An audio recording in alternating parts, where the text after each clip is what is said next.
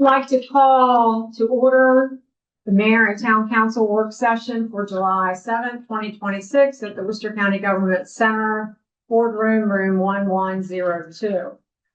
You take a look at your agenda. The first, planning and zoning matters, we are going to delay and bring up the Snow Hill Pharmacy discussion item as the first item this evening. Council, is this okay with you? Are you good on that? That we're just moving that? Okay. All right, so I'm going to turn this over to Mr. Pollack, our town manager, and he can introduce our speakers this evening and give us a little background on the Snow Hill Pharmacy issue. Certainly. I'll leave it to our principals to describe exactly what the issue is as far as the connection between Snow Hill Pharmacy and Worcester County Detention Center. There are things happening there that it's important for the community to understand and know. The reason we're bringing this tonight on the agenda, sort of a last minute addition, is that just in the last few days, there's been reports on Facebook about potentially losing our pharmacy in town, about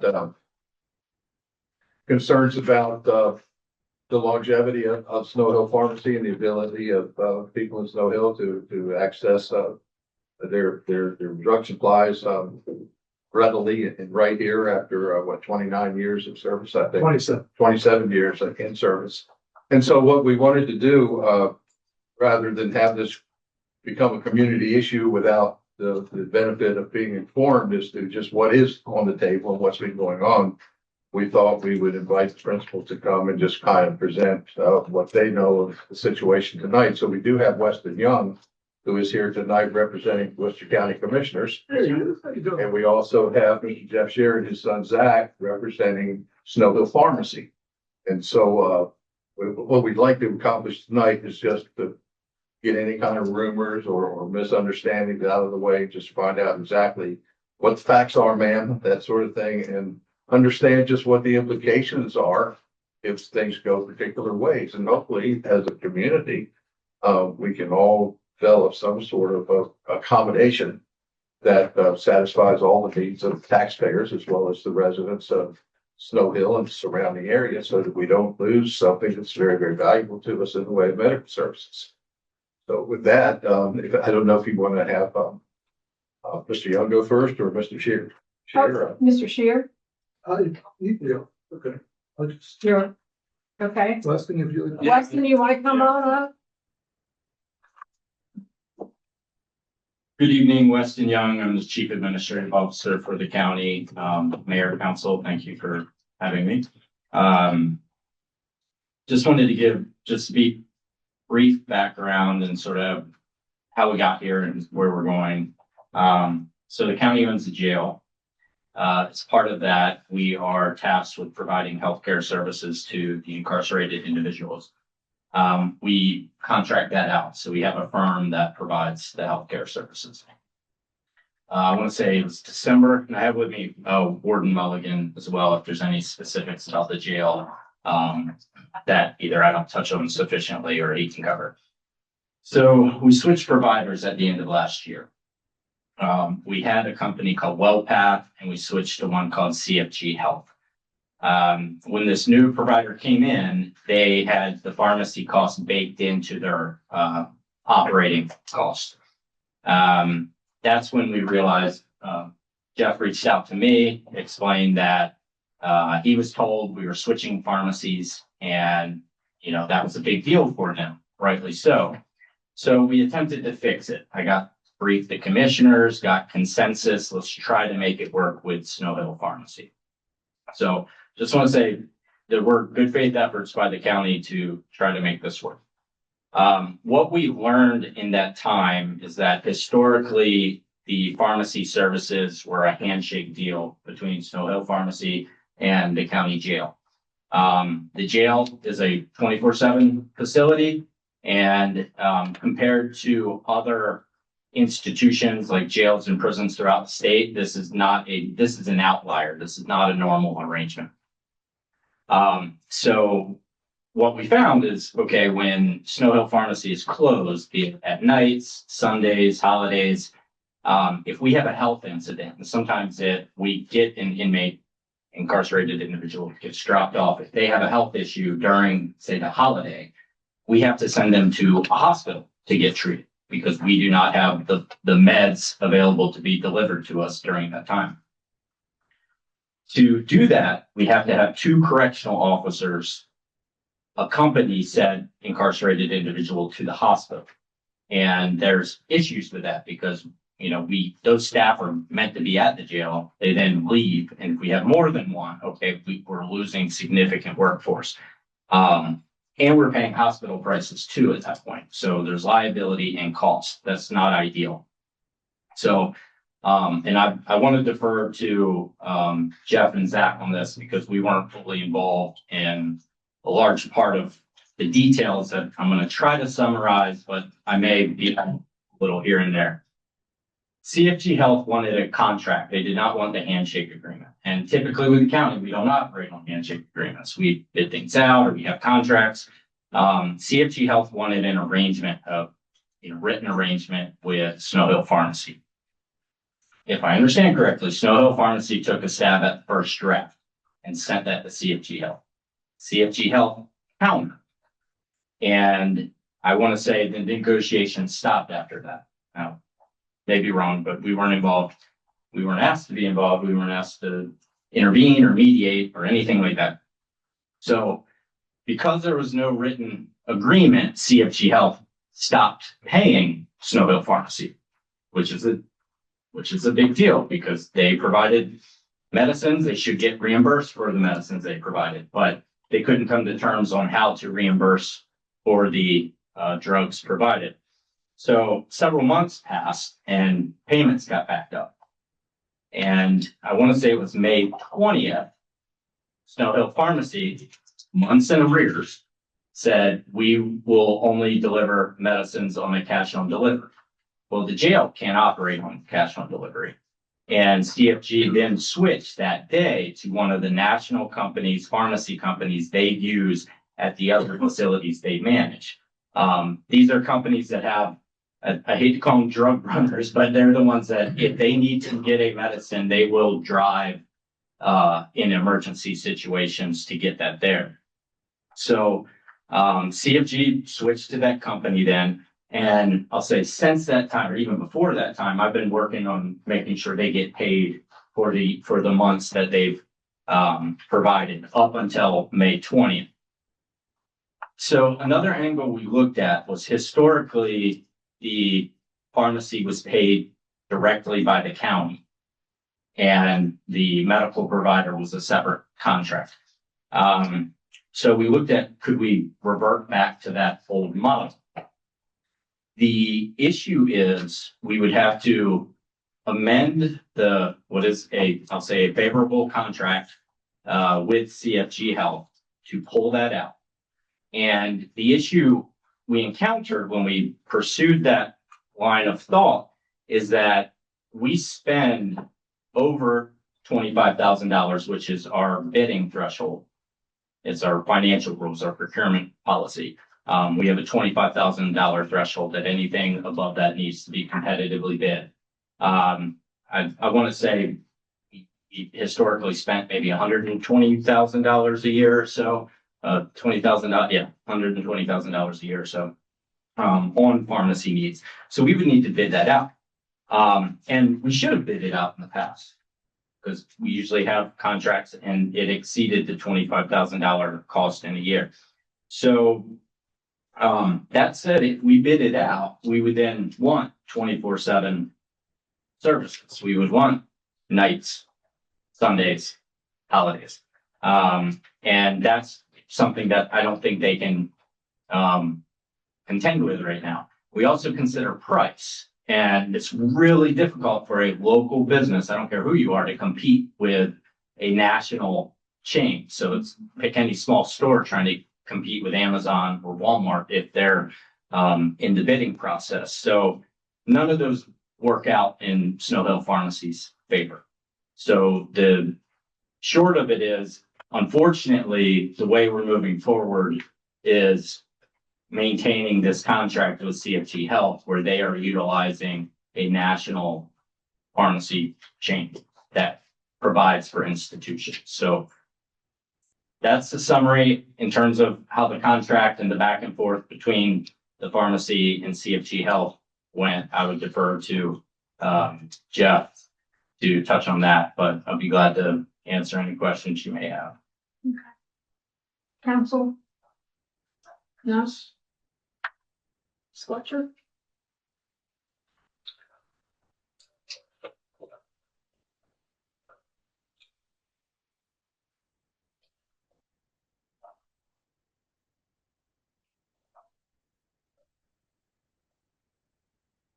I don't have any about the jail part.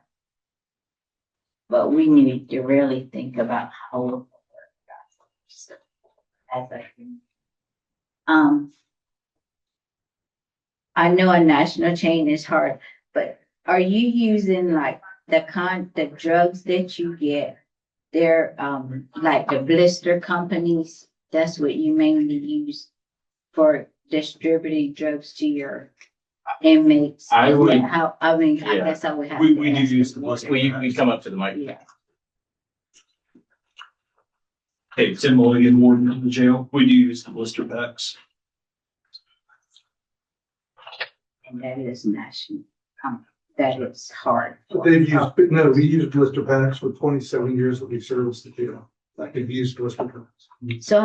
So you never use like emergency times?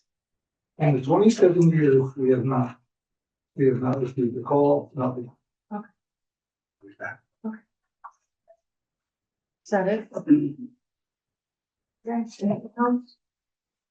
So, Weston, you had a bidding process? Is that what you said? Or For the health provider, not the pharmacy.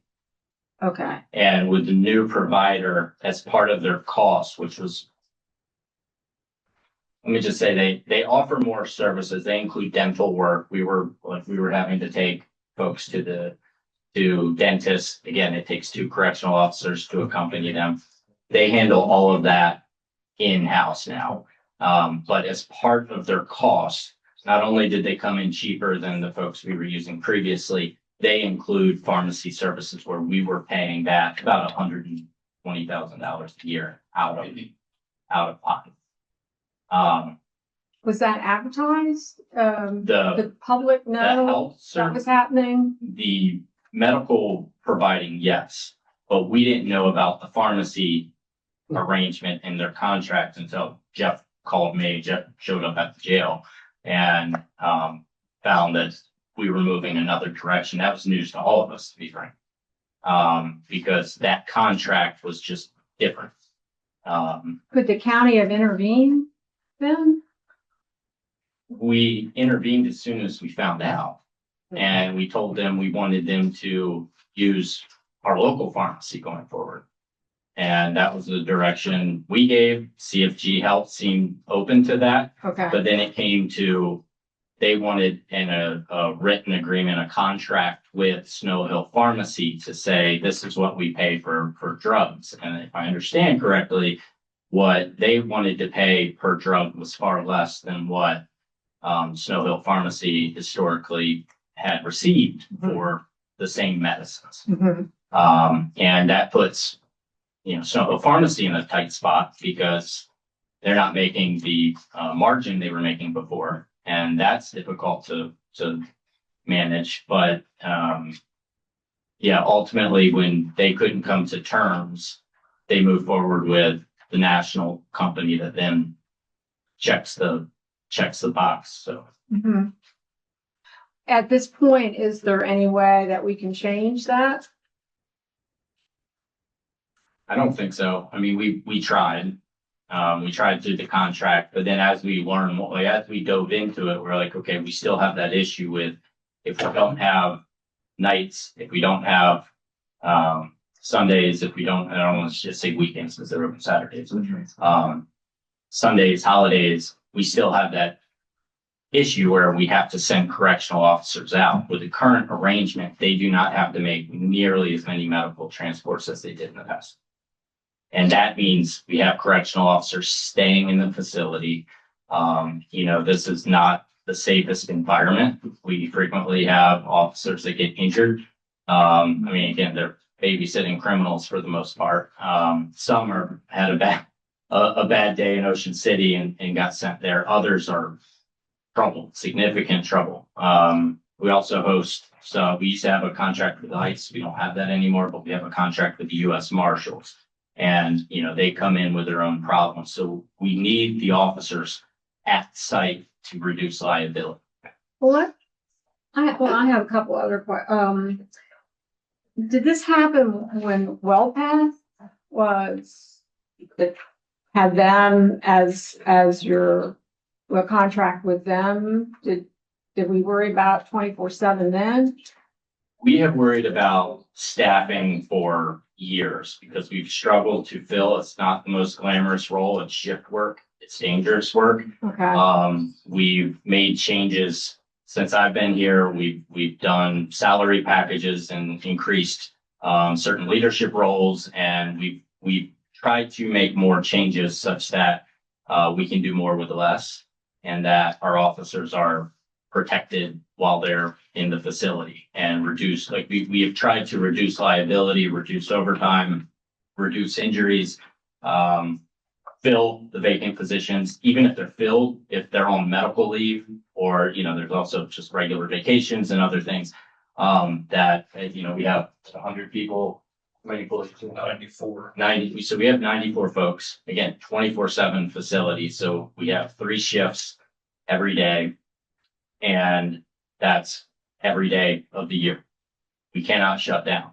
So under WellPath, we did have transportation, like was mentioned. And what we realized in this is that we never looked at it from that angle. We just accepted that as that was the practice. If something happened at night, we have to take them to the hospital. And again, we're paying hospital prices at that point. Sometimes it's unavoidable. Sometimes they do need to go to the hospital. Like, we still have those cases, but they will be less if we're not having to take them for, say, if insulin was available on July 4th. We don't have to take them to the hospital under that situation because they can get it from this company. So, and you realize that when CFG made a presentation to you, you realized that this was a better way to go? Is that what you're saying? In multiple aspects, yes, they were the best vendor by far. We did not realize about the pharmacy impacts until, again, when Jeff reached out to me about what's happening. And I was like, well, I don't know what's happening. Let's look into that. Pharmacy is one aspect of the medical I see. operations out there. I see. And then how long is this contract? Contract is 1 year, but we renew it every year, and I got like a 2% increase per year.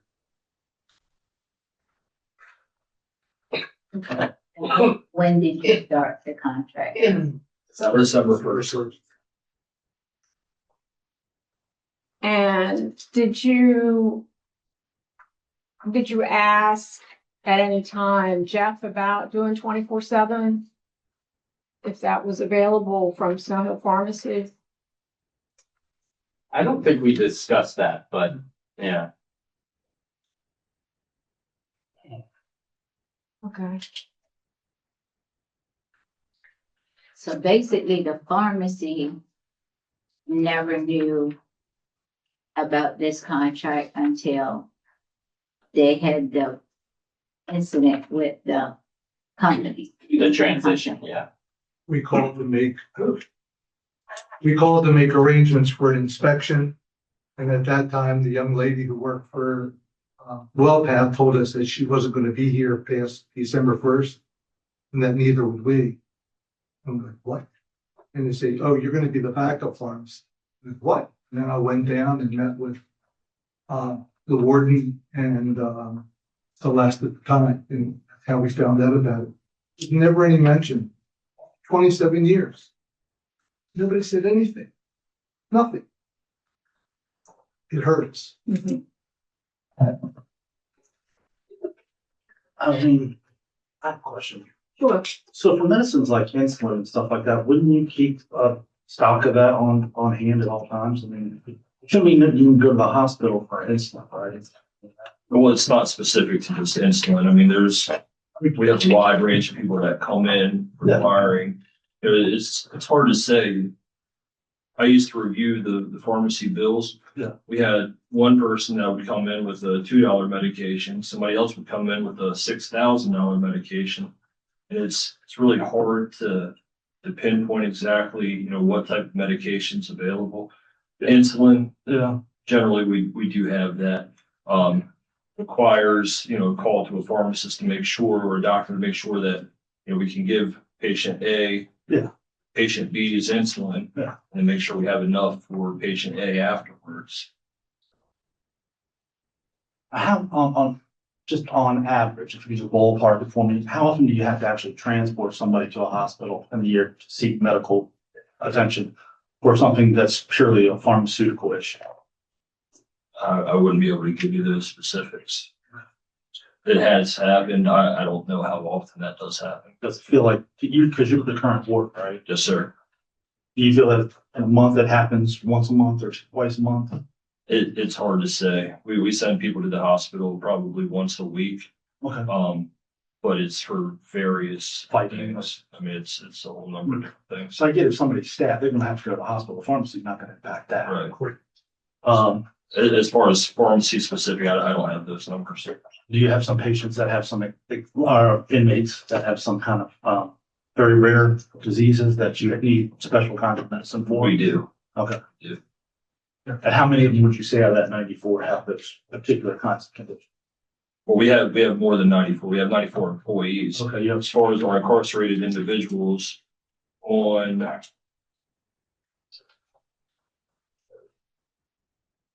April 17th, we had 133 incarcerated individuals in the jail. 79 of them were prescribed medication. 130. And how many of them were prescribed the kind of medication that, I mean, if they have an extremely rare condition, do you keep that on the shelf for them, or is that something that you only? As far as the rare medication, we don't normally keep that in stock.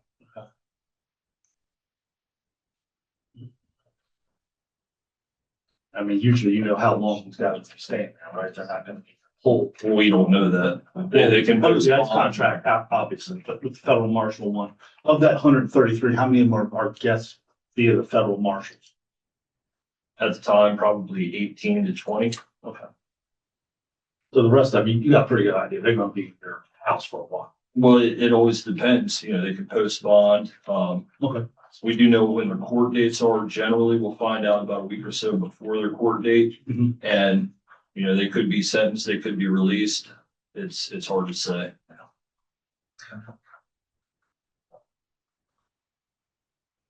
Just trying to, can you walk me through a scenario where an inmate had a particular medicine need and they weren't able to get it because Snow Hill Pharmacy was closed on like a holiday or the weekend, where they had to be actually transported to a hospital for that? Just one incident, just so I can. I'm trying to think of one off the top of my head, but, we have people come in the middle of the night on a regular basis. Mhm. And, this person was locked up in Ocean City. Yeah. They've been in Ocean City for hours without their medication. And then 8 hours later, they're coming to us, and we have an obligation to take care of these people medically. Yeah. They've been out without medication for so long, and now they're starting to show signs of possible seizures, diabetic shock. There could be a number of different things. So we really need to act on it as soon as possible. Of course, I appreciate that. Sure. If they're locked up in Ocean City though, and they're having an issue, couldn't they go to Title Health on the way down here? I mean, because they're officers, the officers still have to transport. every situation is different. We do have our medical staff check out people as soon as they arrive from the jail. And they bring medicines in with them? They can bring medicines in with them. It's got to be cleared by a doctor. Okay. Can I ask, 27 years, Yes, ma'am. how well was the communication before this actually happened? We've never had a problem in the past. We go back to, for anybody that remembers Buck Shockley, that was the handshake agreement when it came to town.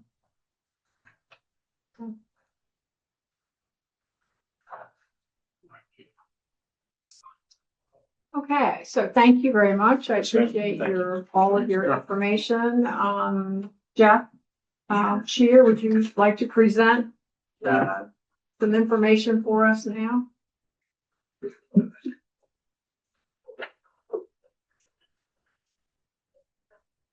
Not as good a speaker as Weston is. But the one thing that I do have is passion.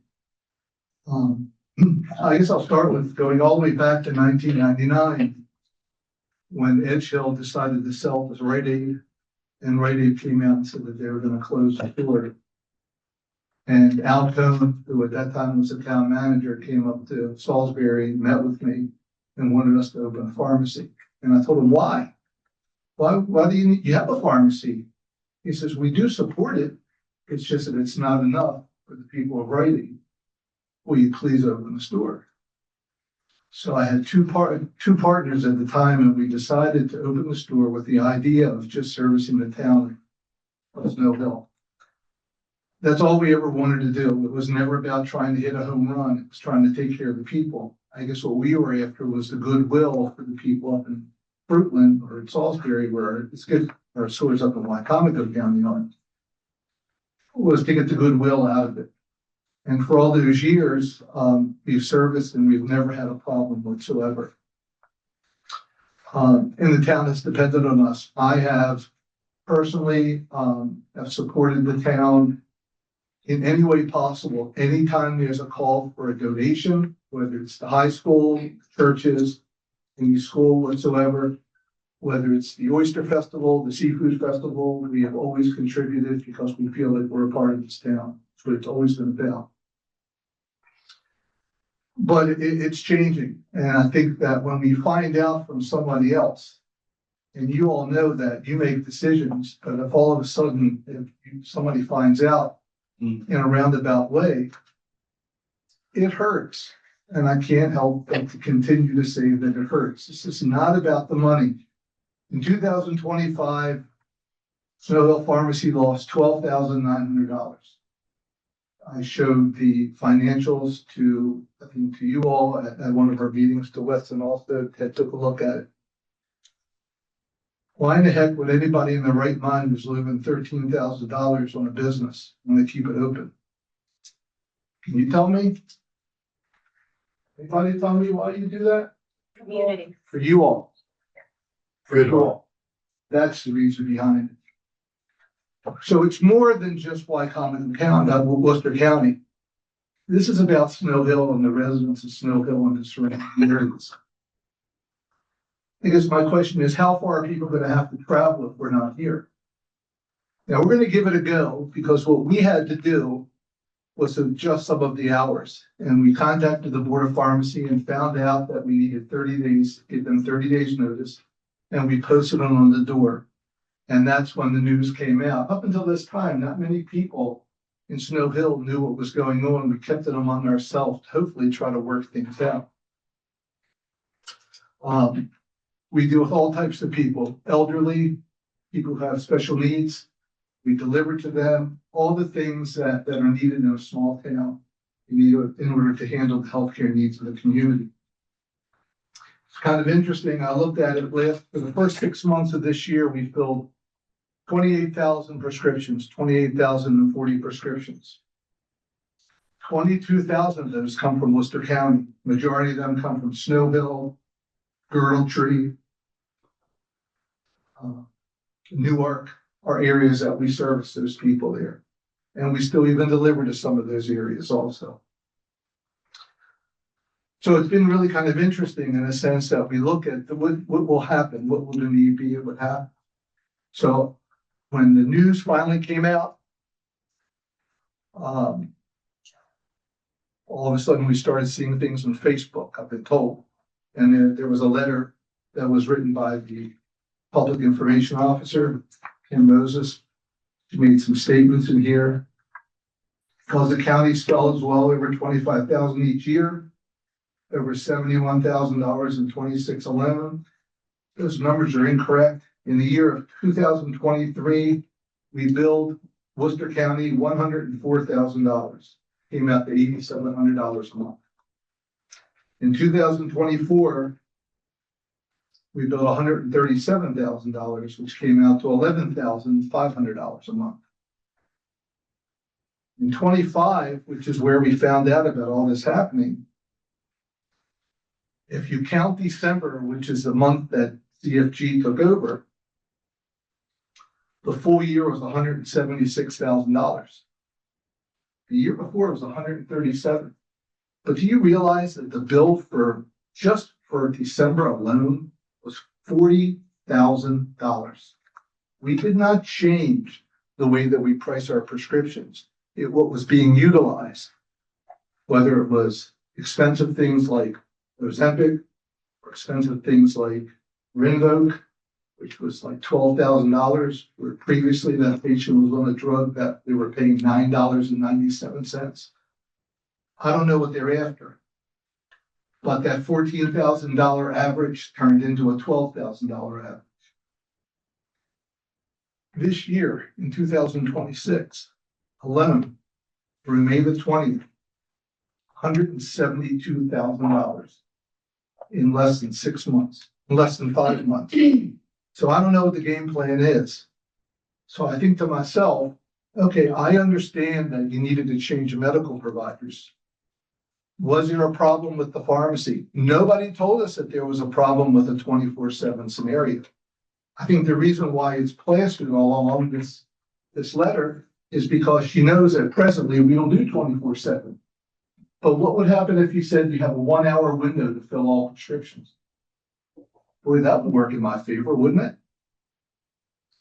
They can't do that up in Baltimore, can they? No. No. So it depends on how you want to write it and how you want to spin it. I guess I just look at it and say 27 years. I guess that's just not good enough.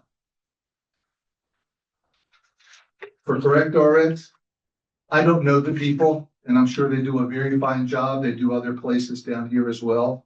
Maybe they should be the backup pharmacy. They wanted us to be the backup pharmacy. Maybe they want to be the backup pharmacy. Better yet, how about if Apple Discount Drugs became the backup pharmacy? How would you feel about that? 24/7. Sound good? I'll do it. For you.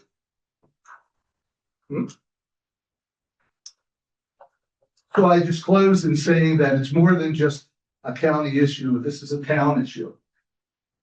And what most people have said to me, including my partner over here, because he is my business partner, he was the one that said to me, it just seems like the county cares more about the inmates than they do about the town citizens of Snowhill. I'm sorry to say that, but that's what it seems like to me. So we're going to work along and try to make it work and go from there. You know, I'm trying to keep everything open and continue to survive with the people of Snowhill. The only thing that you like to add? He's smarter than I am. I'm just prettier. Well, at this, did you want to? I can elaborate on a few. Okay, It'll- okay, come it'll be on brief. forward and give your name. Yeah, so I'm Zach Scher, Vice President of Snowhill Pharmacy. Just to elaborate on what Jeff was saying regarding the pricing of things.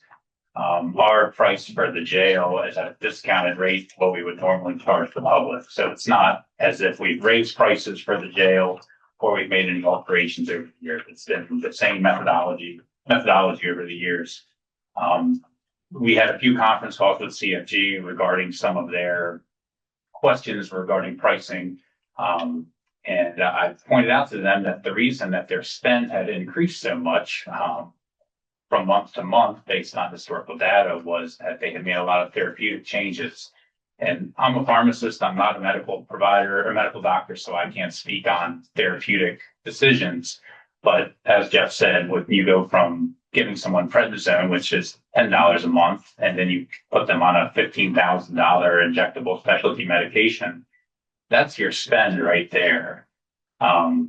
And then putting various inmates on Ozempic, and I know there are various indications now. These types of scenarios are where the spend comes from. And ultimately, I think that all comes on taxpayer dollars, which makes it very interesting in the light because they're taking the funds out of the town. I mean, we support the town as much as we possibly can. I know if you sent them a donation letter, it's probably going to end up in the mail. These are just the types of value things that we bring. And, I'm very passionate about it as well. I've lived on the shore almost my whole life. But that's where the dollar amount really changed. And when I brought that up on the conference call, I didn't get an answer as you'd expect. So I don't know what the game is, but I just think they're not out for the best of the town. They're out for themselves. They're a corporation from out of town. That's where their, sights are set. We're trying to bring a service to the town, keep it open, try and innovate new services along the way. The state had done various programs throughout the years that helped offset any issues that we may have had. But, that's just pharmacy's tough for better or worse. But that's where the spend is. But I just wanted to comment on what you said about pricing and that none of our methodology has changed. All right, thank you. Thank you. Very much. At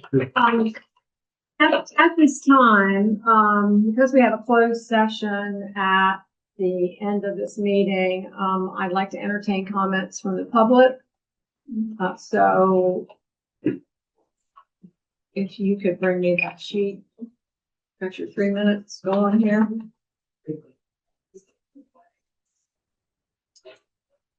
Okay, so Jeff has spoken. Attendant, you should speak. Yeah. Mimi, sit there. Come on forward. State your name and address, please. Mimi Sisovic, 401 West Federal Street. My first question is to Lester. The CFG contract that you have, do they provide the medical services within the jail? So you don't have to transport? I was a little confused with that. That's true. That's correct. Okay, so you have people on staff, so you're not paying the cost for the transfer of an ambulance to Title Health. We have 24-hour medical staff at the jail now. In the event someone were to be transported via ambulance out of the jail, then CFG Health would cover the cost of that. When you said this was signed in December, Weston? The transition happened in December. I'm not certain exactly when everything got signed, but it would have been shortly before December 1st. Do the county commissioners have any contact with the city or with the owner of the pharmacy locally that things were going to change? We were not aware of that time. It wasn't until the pharmacy reached out that we realized. No, but if I mean, you went with a new provider of medical services, correct? Correct. Like switch. Why has not county commissioners told us about this? Well, putting aside not knowing about the pharmacy impacts, it was public at the meetings, and who we have at the jail doesn't impact the town at all, except through the pharmacy issue. A lot of people in the community are upset about this. 3 times in the last week, I've had to go in the pharmacy to pick up medication, and I'll say, how's the petition going? And people go, what petition? Let me sign it. And I'm glad that the town has taken initiative to see if we can do something different. So, thank you. All right, thank you. Okay, Dana, come forward, state your name and address, please. Yeah, I'm Dana Schlosser, or Dana Green Schlosser, however you want to call me. I'm at 202 South Church Street. And I just wanted to take a second Because as Mimi said, there's been a lot of community outreach about this. And, I know one of our town boards had ended up, writing to the Worcester County Commissioners about the pharmacy. And, we got not a very satisfying email back. And I'm just gonna read it very sweetly. It says, Mrs. Harris, we are tasked with looking out for the taxpayers of all of Worcester County. We have to buy certain law house. I don't know, law house, please. Grammar, I look wrong here. Our prisoner and take care of their medical needs. We need to do this in the most economical way possible to the taxpayers. We are not looking to hurt any citizens of the county, but we do need to be responsible to all the citizens. It is my understanding that the pharmacy in Pocomoke will in fact deliver to the people of Snow Hill. If I've been misinformed, please let me know. Unfortunately, we cannot have the pharmacy users of Snow Hill held hostage for tens of thousands of dollars more than both prescriptions and over-the-counter drugs by the Snow Hill Pharmacy. Thank you for your email, Joseph Matressa. And he puts it on his post at citybuilder.com email head, but we're assuming this is his official statement. I find that disturbing language. I can't understand. And when I look at what the other people in our community that also sent it back, they mentioned how they can't find delivery mentioned in Google for any of those, except for Walmart, which offers delivery if you pay for Walmart Plus. So no, we don't have easy access to drugs in Snow Hill. Another person puts held hostage. Interesting verbiage. You know, I thought, we were local first. And then the next one, which I think is even more important, is a person that's saying, I fully agree with being felt right now, being felt like they're being held hostage because they have a prescription that they have to get every other month for their child who is very sick. And they go in and have a friendly faces at the Snow Hill Pharmacy and pleased to see them and they take extra time to explain prescriptions to someone who needs it. My son has alpha-gal. On one occasion, his prescription was sent to a chain pharmacy in Pocomoke. If I had not looked over the medication, done some research, they literally could have caused him injury or even death. The tech I dealt with was poorly distressed, ignorant, and blah, blah, blah. I'm not going to that because I'm not going to. But what I'm saying is that we need our pharmacy. Okay. Thank you. Thank you. Okay,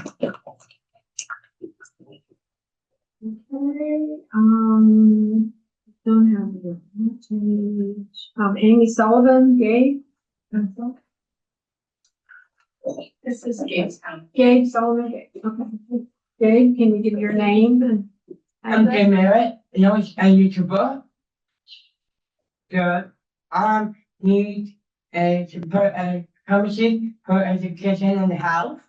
My motivation is for my ADHD and helping the people I want in a building. Some people like my mom over here, Amy.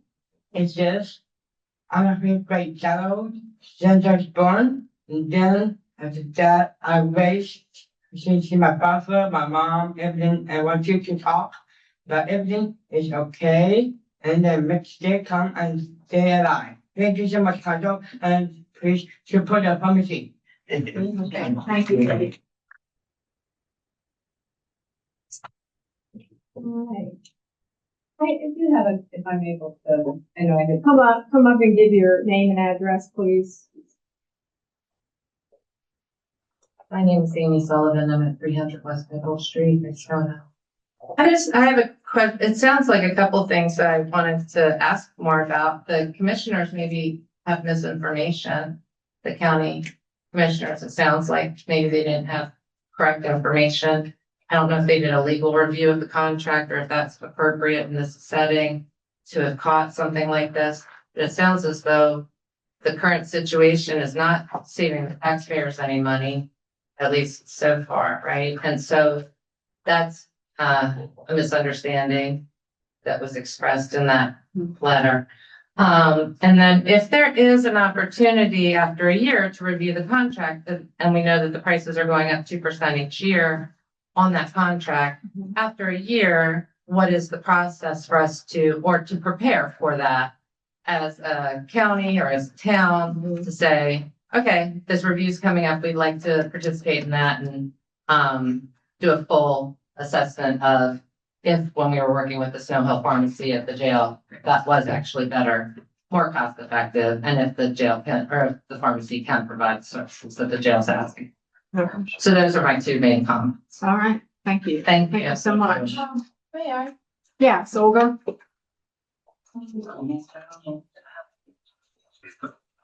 Come up and state your name and address, please. Olga Shields, I reside at 102 East Martin Street. Number one, thank you for all of you to be present. I feel a lot more informed about this current situation. And I do feel like there is a discrepancy between statements of county commission trying to make an economical decision and the numbers that were provided tonight show an opposite picture. So I really hope this gets resolved in the best interest of us as the town. In terms, we support the pharmacy, and we would really appreciate it if our tax dollars stay in the county when possible, especially if we're spending more sending them outside of state. Thank you. Okay, thank you very much. Okay. All right, so at this time, council, if you have any opinions on what you would like to do or like to see moving forward. Well, we have a new county commissioner who's representing my district, Steve Green. I'd like to reach out to him and see what help the county commissioner.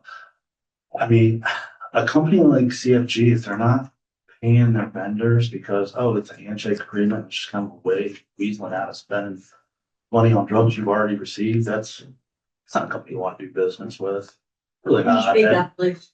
And also, I mean, unless we have the numbers that say, you know, this many inmates are being transported this many times a month, the money saving argument seems kind of like a red herring. And I mean, I agree. I understand we have to do things in a fiscally responsible way. I'm all for that, but I'm also for keeping the money in the county. And, you know, the money that's made here should stay here. So, I hope that maybe there's a way to renegotiate the contract.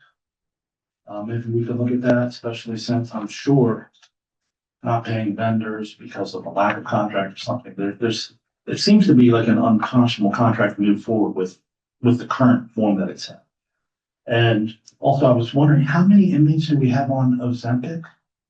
Because, like, are they getting heavy on that prison food? I don't think we have any on Ozempic. Okay, all right. But thank you, that's my comment. Councilperson Fletcher, what would you like to see? I would like to see us as the town and the county try to work together to keep the pharmacy and with the pharmacist to keep the pharmacy. I myself know as an educator, know that there are many children inside of our school that gets prescriptions from the pharmacy. I know the school itself sometimes picks up prescriptions for children. So, I mean, inmates, but we need to look out the elderly who can't get far. The delivery was great for a lot of people. I have people in my family. I hope that we can work together to keep the pharmacy here. All right, our council person from the Eastern District had an emergency call. He's paramedic, so we will be getting his response probably a little later. He's coming back if he can, so. But Mr. Pollock, can we maybe move on with a meeting or some kind of resolution just a talk and see where we are and where we can go from there? Absolutely. I mean, I think it's clear that the community is looking for strong leadership from the mayor and council of Snow Hill because this is a community issue. It's not my position as your staff to make a speech, but if I can add this perspective to context of the discussion, because I have been on both sides of the table. I've spent 8 years as an elected executive, and I've been most of my career as a head staff person. I'm sorry that there hasn't been publicly expressed a stronger sense of the role and the importance of the community effects of the decision that seems to be made primarily on economics. My father used to tell me all the time, there's so many people in the world that know the price of everything and the value of nothing. You know, there's a value to having Snow Hill Pharmacy in town, providing the service that they do. And Jeff has told us he's not making money off of this. He's spending money supporting the events in town. He's supporting the community. He's being here. He's a presence. He's a dynamic piece of the energy of our economic development package of Snow Hill. He's part of why people come to Snow Hill because they've got medical services available. I understand and I respect the commissioners for the work they put in this, for the consideration they put in this. But I wish I had seen more acknowledgement or a nod to the overall community implications and the effects on the community by this decision. And I would have hoped to see a little more dynamic action on the part of the commissioners to the new company to make some kind of accommodation with Snow Hill Pharmacy. Get out there, get in a room, shut the door, and don't come out until you have an agreement. That's the kind of leadership I think the community is looking for. Yeah. I agree. I agree wholeheartedly with that. And I think we should all, take a step back and with all the information that we have this evening to revisit this between the commissioners and the town and try to work something out to keep our beloved Snow Hill Pharmacy. Absolutely. Okay. Amen. We're good? Okay. Thank you all for Thank coming. you. I appreciate all your input. Thank you. Thank you. Right, now we'll go back to A, planning and zoning matters. Don't you guys want to hear this? You're gonna say zoning. Oh, I know. Dan, Good brain. Dan, you're up.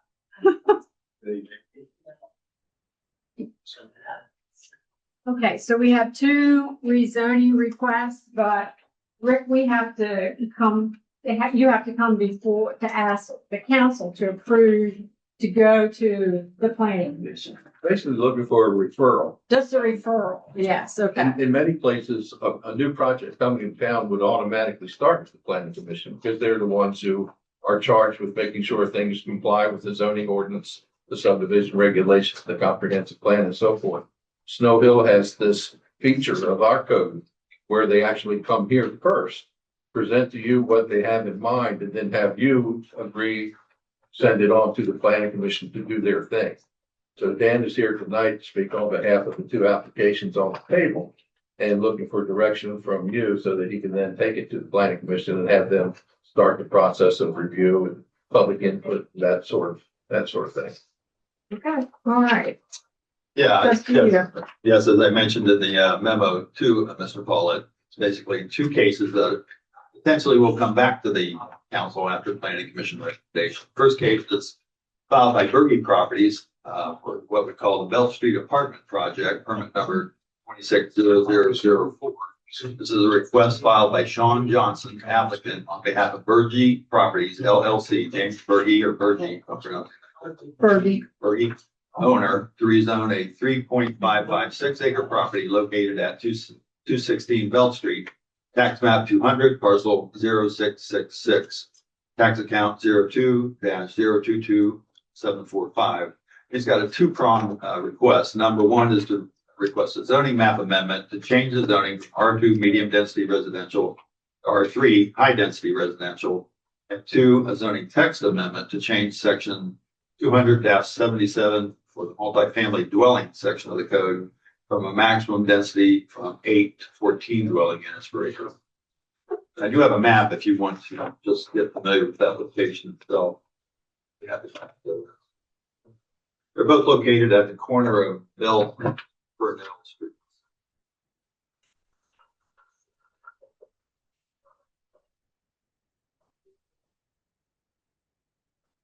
Second request is filed by ESB Holdings Corporation, referring to this as the Bell Street Townhouse and Industrial Zoning Project, permit number 260082 for a variance in the zoning amendment. This is a request filed by ESB Holdings Corporation, Earl Pollard owner, Sean J. Colgan, legal counsel, to rezone a 1.53 acre parcel A from an M1 light industrial district to R3 high density residential district. Property consists of 2.43 acres and zoned to M1. Property is located at 210 Purnell and Purnell Street, map 200, parcel 0691, tax account 020222710. This application is also subject to a variance request, and that variance request is scheduled to be heard tomorrow by the Board of Zoning Appeals. So if that action, depending on whether it's approved or not, may move forward with the zoning map amendment, come back then to the Planning Commission and Town Council. Oh, okay. I have a map on that. On that, you too. Well, I have a question. next to the railroad tracks.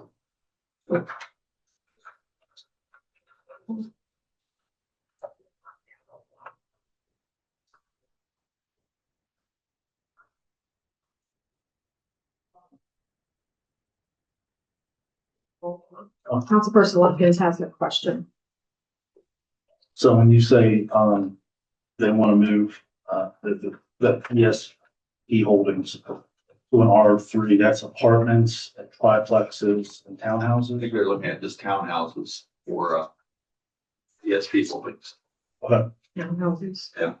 And that, how many, so if, are we talking, with the townhouse, probably 2 bedroom, right? How many parking spaces would they have to have per unit put in there? Oh, depending on the number of units, I believe the standard is 1.5 parking spaces per dwelling unit. Okay. That all has to be reviewed and processed and approved through the site plan review process, as well as references to zoning map amendment reviewed by the planning commission, then ultimately back to the town council. Okay. And it looks like with Birdie Properties at 3.5 acres, 14 dwellings, that would mean it was 49 possible units there, which round up to 50. If that's probably over 0.5, I just round it up. Let's look at that. What's 556? So, yeah.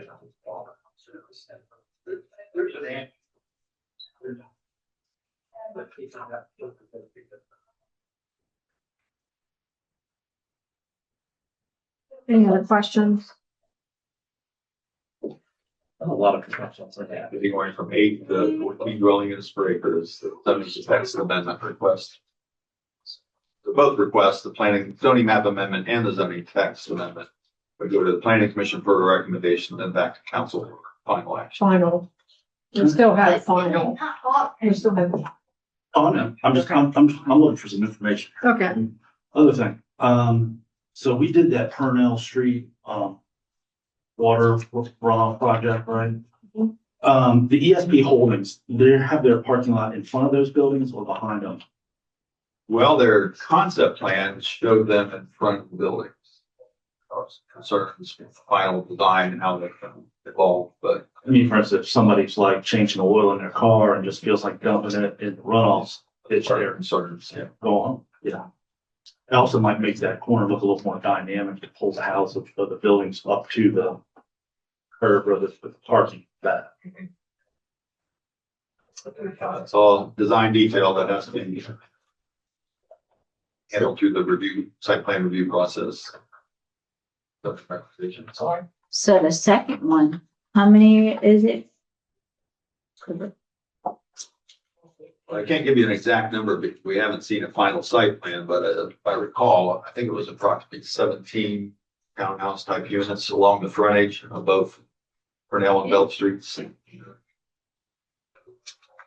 Now, I have one question about that piece of property there.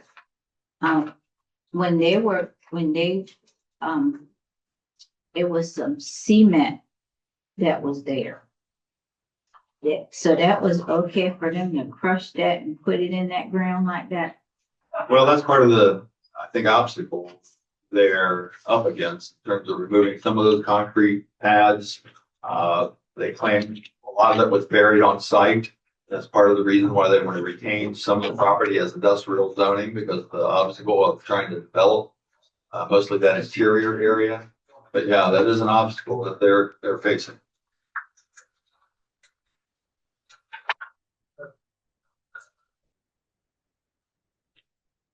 And I'll just generally add that requests are rezoning requests. And so when you're looking at a rezoning request, it's not really related at all to what the project is. It's whether, it's, the property should be rezoned or not.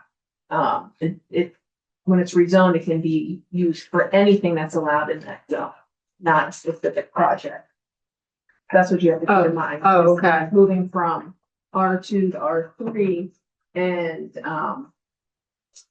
other one for R3 is now that land would be open to anything that's in R3. So whoever owns that property can do anything that's allowed in that zone. So while we may know what that owner is proposing right now, that's not really relevant to the consideration of whether you want the property rezoned. And there's some high standards that they have to meet to convince or justify the rezoning request, such as, was there a mistake in the original zoning? Is it consistent with the comprehensive plan? Were there changes in conditions in the area that warrant a change in zoning? So there's several standards that they have to put forth their justification for. Okay. I mean, however, the Bergie property, that would almost butt right to the area, which are townhouses too. They're already there. They're two sides, you know. It's a townhouse. Yeah.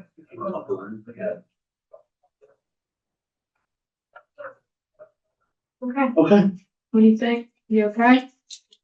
This will be on your agenda next week for your regular meetings. Motion to refer to the planning commission, Okay, both sides. right. Any other questions? Nope. Okay. Person Fletcher, really good with it. All right, thank you so much.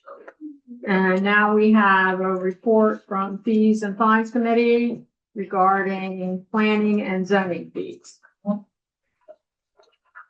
This handout here is just a reproduction of what was sent in 4 or 5 pages. That's a little easier to read. To read, yeah, it was, okay. Printed out as that. 17.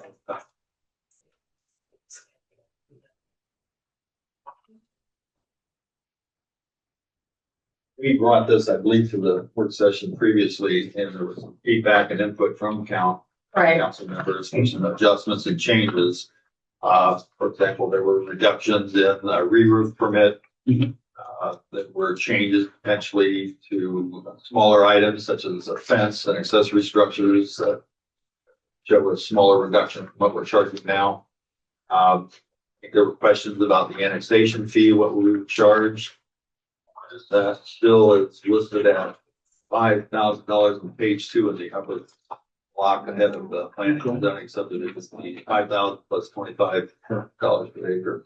I do want to mention that we reached out to GMB to get input as far as what engineering review fees would be considered as an alternative to what we have on the books. So what you have highlighted in blue are potential items that we'd like to take another look at, but I included GMB's response highlighted in green in the back to that, those cells are highlighted in blue. Not solely flesh this out at the fine permit review committee. But these are additional considerations that still would ask you to move forward with the overall fee structure, but we may need additional time, I think, to consider some input from our town engineers. basically what I think the approach would be is that we would refer plans to the town engineer. They would give us a cost estimate, what their cost would be to review those.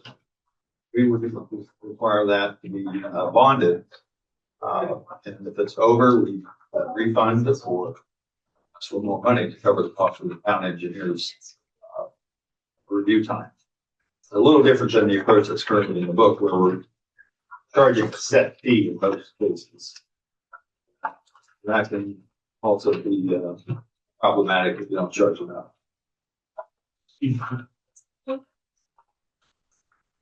So on this page, your grass cutting is $100 plus cost of mowing. Here it's 25 plus cost of mowing.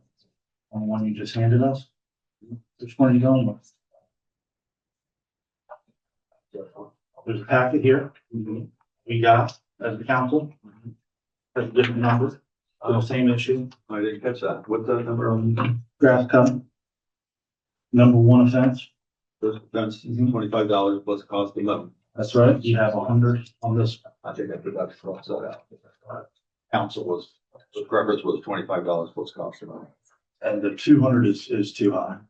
You have a lot of people summertime. I'm not going to charge somebody $200 to cut your grass. What's your recommendation on that, do you recall? I'll do shit.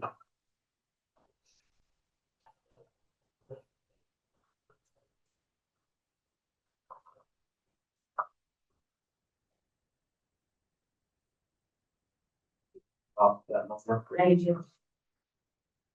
Can you say it again? I'll change it.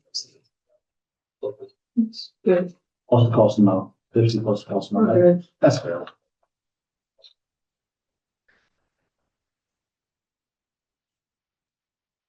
Like I said, you back to the good old age, okay, that's a lot. Mhm.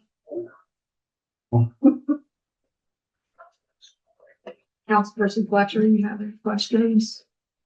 Input, you have more?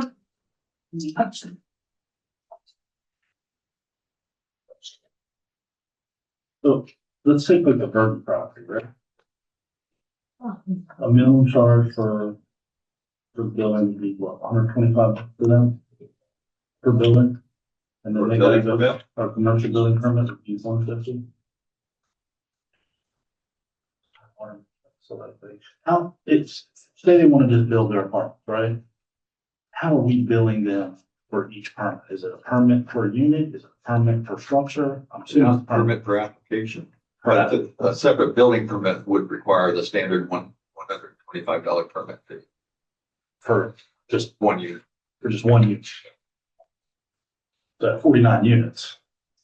So if they file a set of building plans, let's say for a 3-town house, they file it as one application, we're only charging $125 For that. All three. For the complex. Right. For the structure. Okay. And then they also need this. So this would make an adjustment based on square footage and a calculated amount of $115. So that's reduction factors in the square footage. So Alden, what do you think that the permit cost for 30 to build 49 units over there?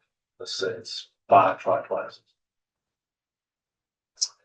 Well, for example, one unit at $1,600 under our previous fee would be $612. You know, with the adjustment going up to a factor of 115, you'd be looking at approximately $900 to $1,000 per dwelling unit, for example.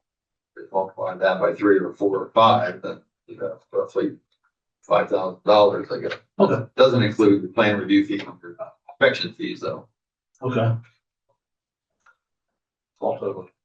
And I think this is in line with what I've seen in other communities as well. $600 to $1,000 for a single family dwelling unit for a building permit fee is not out of the line.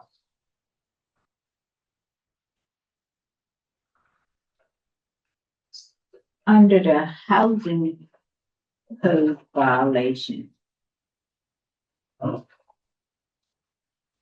Is that $400 for every right now? Correct.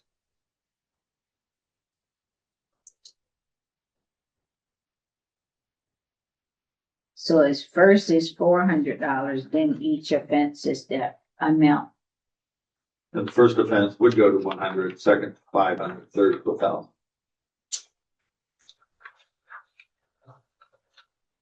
So $400 is the very first. That would go away. Oh, okay, look, okay, I see it. I see existing fee up here, but not on this fee up. I think Dan and I shared this previously, but state law was before that for municipal violations, infractions, the fine was maxed at 1,000. The law changed to 5,000. Clearly, we could make a third offense 5,000. Okay.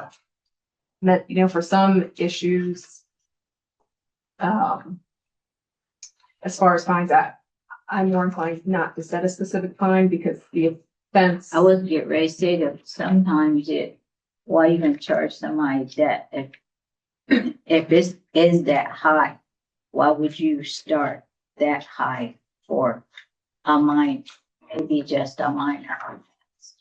Our approach is that you can adjust fees according to the nature of the violation as well. A very minor violation could start with a very minor or lower fee, versus the major violation could start at a much higher fee. I've seen some communities approach it that way.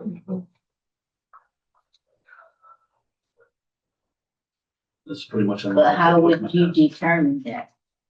That's what. It's all based on the to me International written Property there. Maintenance Code standards. For every standard you have in the code, a certain fee that could be assigned to that particular violation.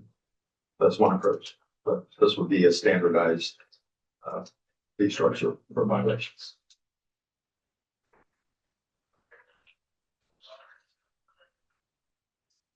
So are you asking, if they want to do something like this or follow international code or this is what we're proposing right now? We are discussing new ordinance possible to readopt International Property Maintenance Code standards and various IBC codes, IRC codes. Right now, we're following to a certain degree a housing code chapter. Okay. And we are discussing the potential change to go to the more modern, more accepted International Code Council documents. Not there yet. So right now we have the housing code chapter that spells out what those property code violations are, housing code violations are. They're fairly consistent with what's currently widely accepted, but they're a little out of date. I'll just add, the name of the codes are international, but it's what's widely used in the United States. Okay, okay. I know, I'd always heard that international, I was like, And it kind of throws everybody Yes. off. But it's what's adopted by the state of Maryland. it is. But it's the ICC, International Code Council, it's like the name of the entity that publishes all the code. Okay, And there's a lot of acronyms that go along with it, but it's what's used used in Maryland and throughout the United States. okay, They readopt those every 3 years with updated standards. Well, okay.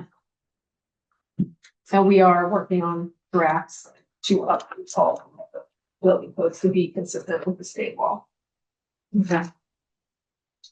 Good. All right, you good? we would be working with resolution potentially to adopt some of these standards. Mhm. Okay. All right, good, thank you very much. Okay, the next item, was the Snow Hill Pharmacy. We've already, gone over that input. Next C is future legislative proposals. So I'm inviting council to suggest items of interest that may require new legislation in the new term of office of mine.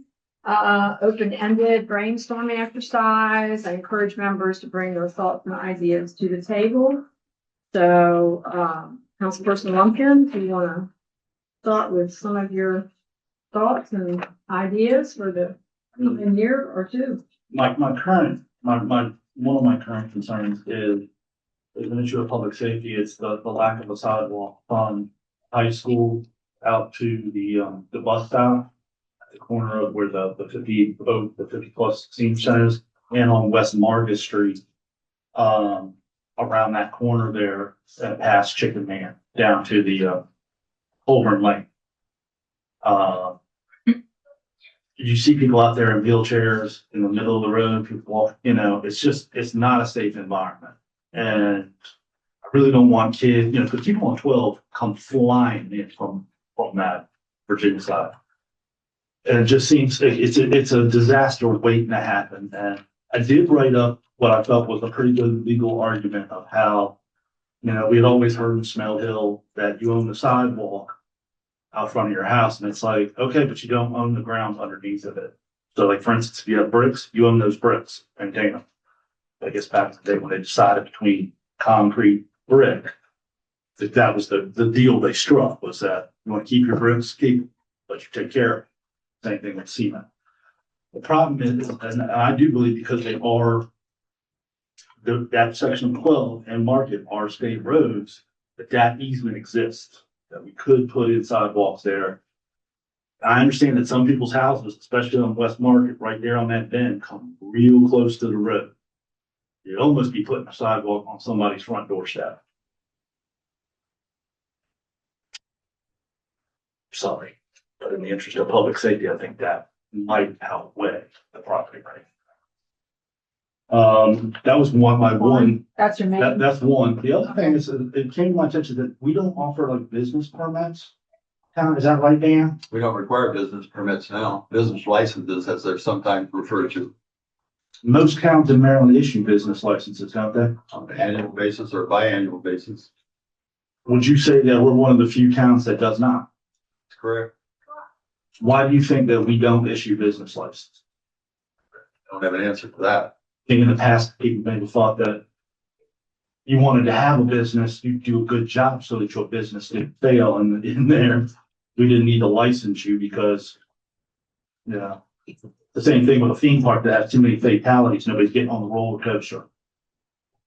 Well, when a business starts, they are required to get a zoning permit, an occupancy permit, Yeah. inspections. But Okay. after that, the purpose of a business license is, number one, understand who's doing business in your town. They Yeah. may switch businesses, they may go out of business. Okay. What about health issues?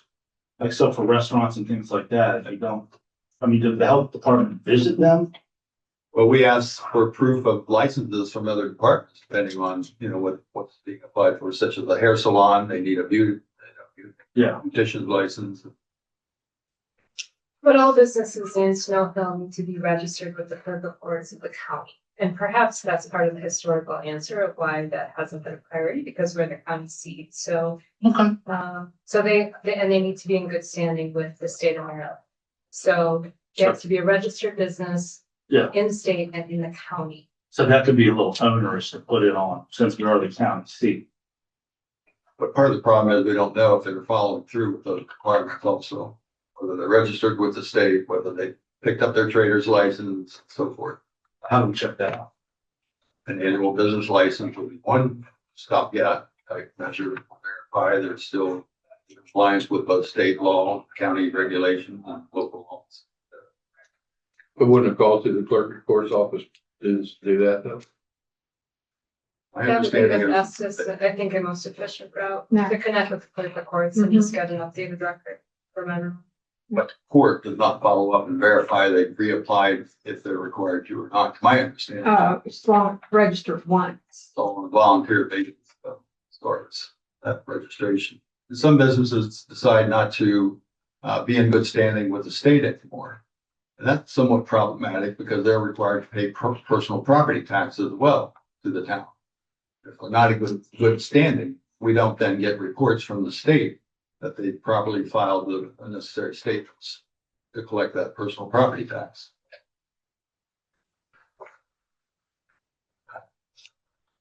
So you're interested in pursuing this?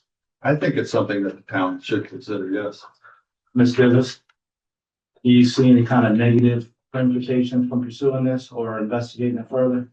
I think it's worthy of investigation and even pursue down the road. I think we, at the moment, are the first order of business is to administer the vacant property ordinance and get a system under control for managing that and collecting the appropriate funds for the legislation. And I think once we have that sort of under our belt, because I think also when we start to go out and register businesses, we have to be able to tell businesses what they're getting for that registration from the town, what is the service. And at the moment, I really see our job as helping to get, as using every tool at our disposal to get downtown occupied with community oriented businesses.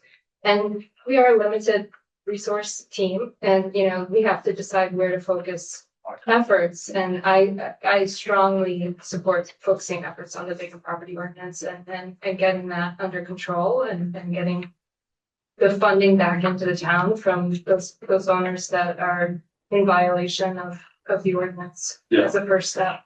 And then once down the road to leave as a business license issue. And at the same time, I take it upon myself to reach out to the county clerk and start that relationship and get an update on our current businesses and see, is everyone, up to date as they should be? And is there a way to work with the county in partnership for the, foreseeable future without legislation to make sure that information is flowing to us when businesses locally are registering?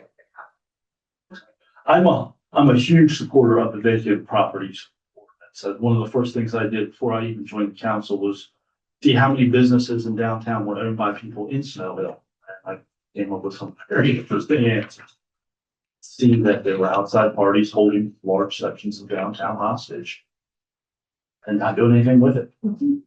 And that was a travesty, one that I hope that we can correct very soon. So I'm 100% with you on the vacant properties. Good, Mayor. Point of information, well, and does a license concept, but they earmark it for promoting the town and promoting the businesses, so that will get any type of people objecting to it, because it's kind of like pulling your resources to promote the town, and promote the businesses. So it's been done. Smart department had to beat it up.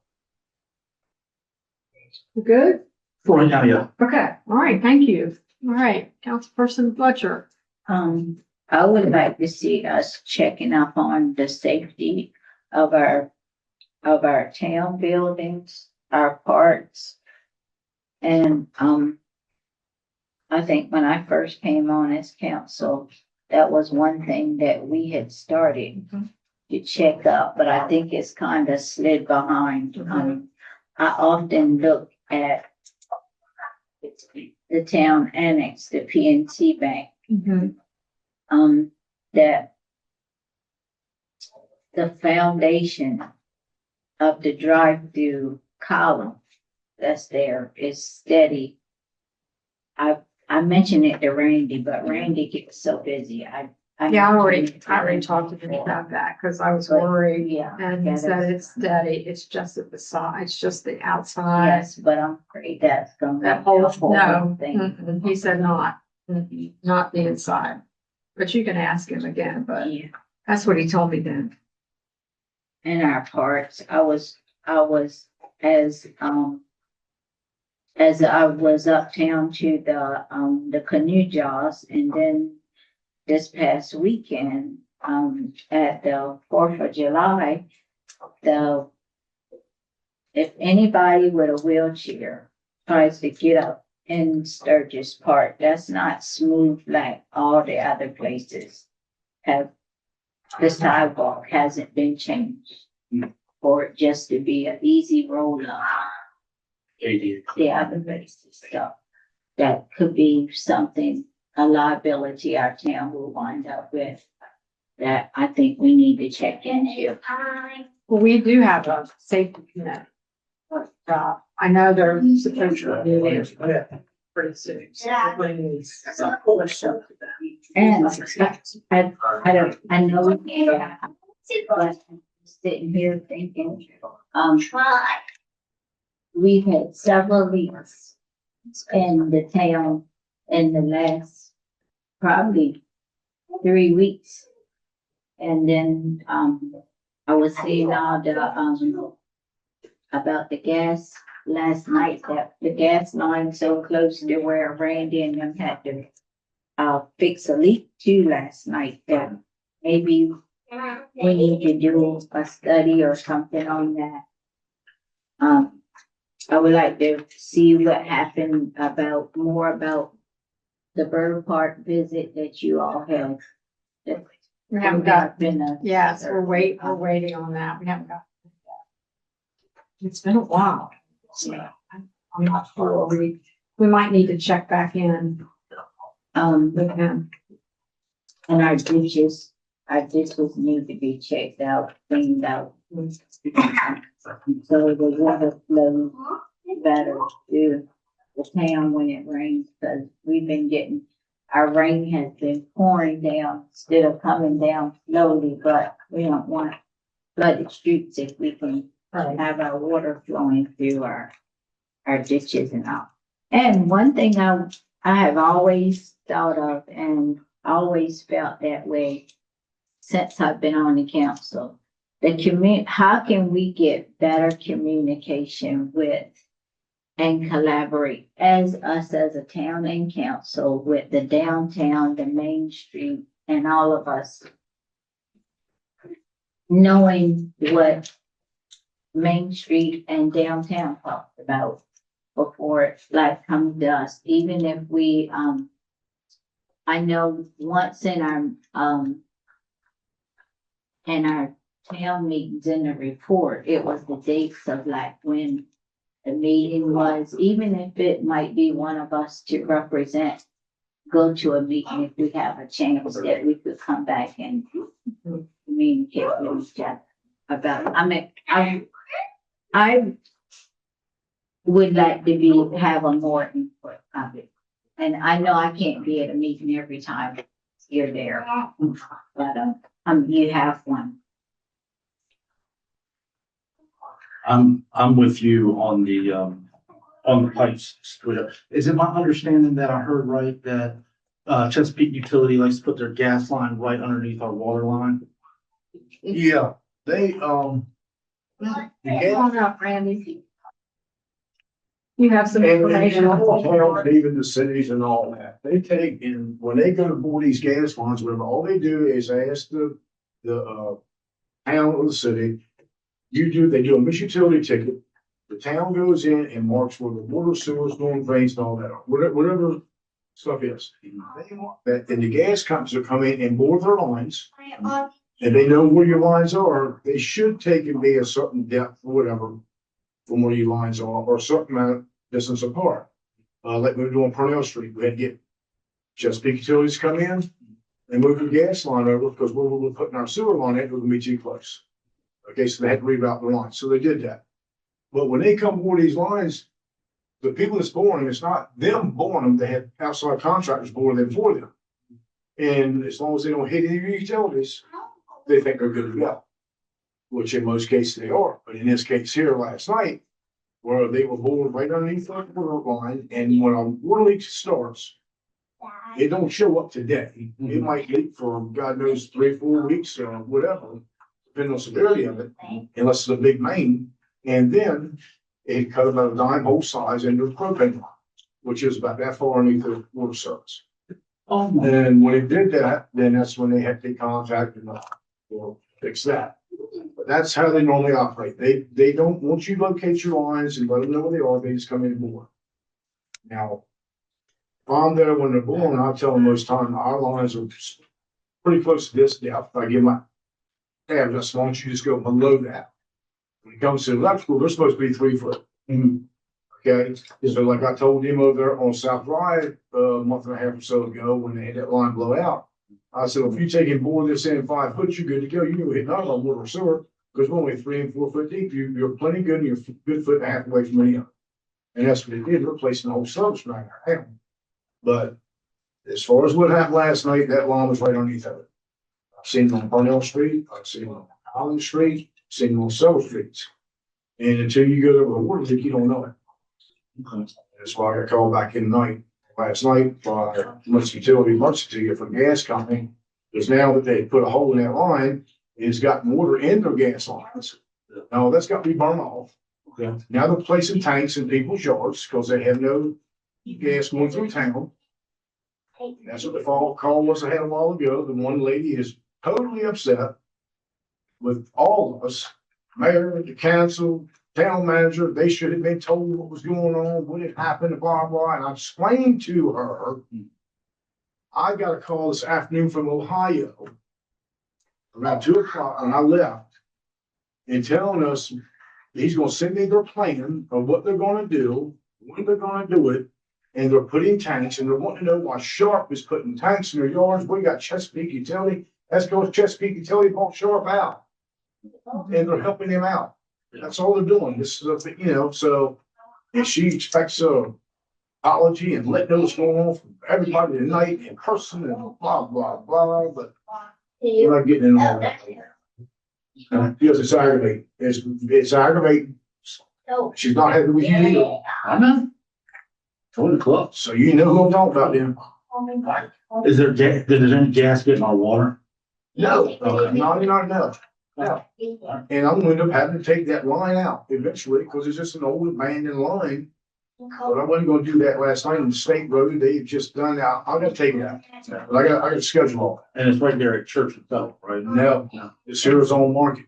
Okay. 209 West Market, right there, in almost the intersection of Dyke No, and Market. yeah. Oh. 409, yeah, 309 is the other house I got. And these water leaks, just so everybody knows, Yeah, this happens back in 2017 or whatever. We probably had 5 or 6 water leaks within 2 or 3 days. Then when Mike Pruitt was mayor in 23 or 22 and 23, same thing happened. We had 6 or 7. He'd asked me, hey, we had some leaks pop up. I said, it happens. It goes in cycles. Then we don't have it for a while. But when a water leak comes, it's not going to show that same day unless the big main is broke, like it was in jail that night. Okay. I mean, it is what it is. That's good to know. Look, What do you know? and the construction at the library, that was when we had the, from the library, the library that calls any of this. right, So nothing. No, it did not. It had nothing to do with the library, what they did. okay, And they end up getting a piece, and that's very similar to what happens when they're taking in, and they're like tapping a line like that or whatever. It very sometimes at the court, when it comes out, there gets plugged, like that, where you can't cut the valve off or whatever. But they got it fixed, and it was like maybe 20 or 30 minutes. The water was coming out of that 4-inch main, right, but it had nothing to do with any of this. okay. Okay, good, that's good to know. No.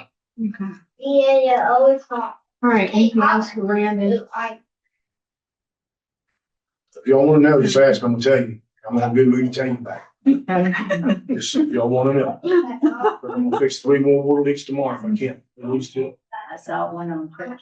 Did you really? I saw that last night before I left, and one on Coburn Lane. And then Snow Street. See that? I like it. Hot like it is, man, absolutely. That's when you like to get out there, really, really Do we do. have all the water lines in town mapped? Do we have all the water lines in town mapped out? To the biggest part of my knowledge, absolutely. And I do not have all the old abandoned lines, and when it should be abandoned, there's been stuff put in that they don't, what should happen, if I have a new water service put in now, if I'm gonna redo a line, whatever, GMB will have a copy of where that was done at, size of the line, and when it was done to be put into the new culverts. That's the way it's supposed to be done, Yes. on Bank Street.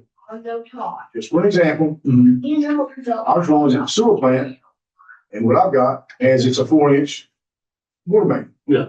1999 is when the drawings were. Okay. From DBF. Their drawings that they got, Works, Scott Savage, who's doing the work out there, it shows 6-inch. DBF. I knew for a fact it's not, because I've been there and fixed it before. So when I explained that to him, but they go in there and do the work, and they would test it, and he said, man, it's only 4 inches. I said, what did I tell you? I showed him my drawings. He said, I said, sure, look at it. And it's a 4-inch. It shows a 6. Well, that's between you and DBF. I had nothing to do with it. I've been in these streets. I know what's up. Biggest part of it. I don't know at all. That wouldn't happen last night. But just so y'all know that this lady expects a call from all y'all. And if y'all want, I'll stick y'all all done. And I'll tell y'all what she said. I just told her I was not gonna say it in front of the residents or the children that might be in here tonight. Okay? Okay, thank you. Well, thank Yeah. Is that the Eagle Stable, Jim? I don't see why you should. Oh, right, right. Chris and Bobby are both here. Oh, very well. If you give it to it, yeah, Bob. That's the way I'm doing. You could possibly get Brent. Yeah.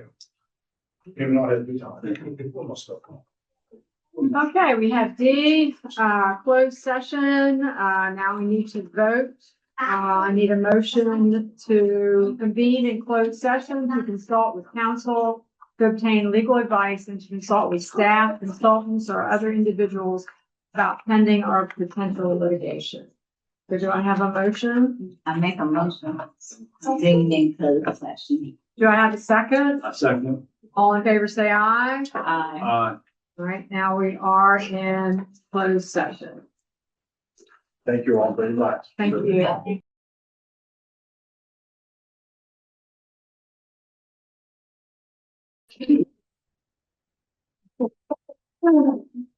Be a first. Yeah, thank you guys. He wants one of those very at home, Bobby. Yes. Yes. Mike. You. You say bye there. Thank you for waiting. See you again. Bye-bye. Have a good night. Thank you all. Okay, thank you, Chris. Thank you. Bobby, everything okay? Yep, We everything's go good. well? Baby girl is doing Baby great. girl's doing well? Good. Yeah. And what is her name? Heidi. Oh. Very sad. She's sleeping through the night, I'm sure, right? Yeah, absolutely. Yeah. I only drink 2 cups. Yeah. Daddy, ain't night time? It is nighttime. You'll be sent before it gets. Uh-huh.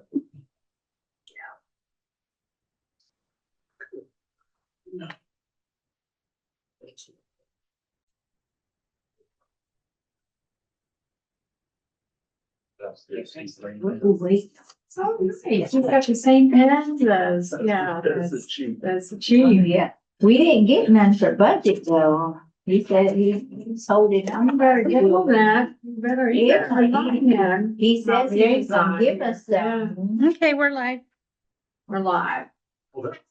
Okay, closed session was held on July 7th, 2026. That began at 6:35 PM and was held at the Worcester County Government Center Boardroom, room 1102, 1 West Market Street, Snohomish, Maryland, 21863. Purpose of the closed session was to consult with counsel, to obtain legal advice 3-305B, number 7, and to consult with staff, consultants, or other individuals about pending or potential litigation 3-305B, number 8.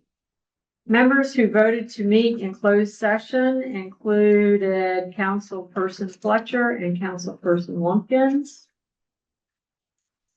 All in attendance for the closed session were Mayor Simpson, Councilperson Fletcher, Councilmember Lumpkins, Town Attorney Maureen Howarth, Town Manager Rick Pollock, Police Chief McGee, Administrative Coordinator Candace Ringanick, Administrative HR, Candace Ringanary, and Administrative Assistant Tori Duncan, Bobby Wilt, and Krista Derbyshire.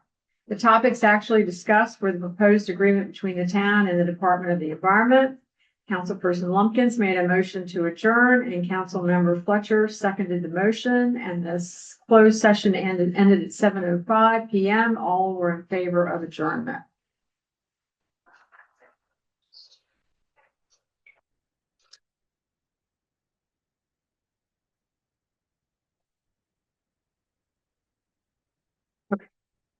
All right, so comments from the public. We don't have any more here. Announcements from council.